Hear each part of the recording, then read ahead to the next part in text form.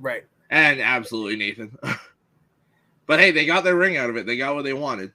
Now they're paying the price. Well, and see, that's the thing. So that's the question. That's the dilemma. You know what I mean?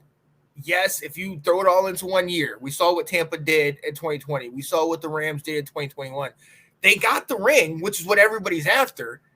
So, that's maybe they'll look at it as a success. But then on the flip side, it's like, you're in the dumpster. And Nate and I have been having this back and forth. And hey, you're a prime person to be in on it with who won the trade, the Rams versus the Lions.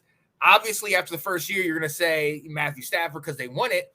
But when you look at the rise of Detroit right now and how far the Rams potentially could fall, I mean, do the Lions have to win a Super Bowl to say they win the trade? I don't know. At first I thought so, but now I don't know.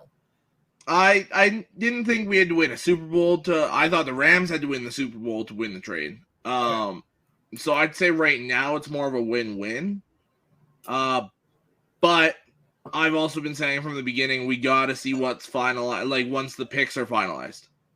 Right. So once this 6th pick happens, then you can look at the entirety of the trade and be like, okay, so we got Jameson Williams, we got whoever pick 6 is, and whatever that I think the 3rd round pick the year before, can't remember off the top of my head. It might have been Aleem McNeil. I think it was Aleem McNeil. Okay. So you got a starting D tackle, starting wide receiver, and whoever we get here, plus Jared Goff, who's playing like a top 10 quarterback. Right. The Rams got their Super Bowl, which is what they were after. So it's just kind of like I'd say win-win, but I'd give the slight edge to us, I think. Yeah.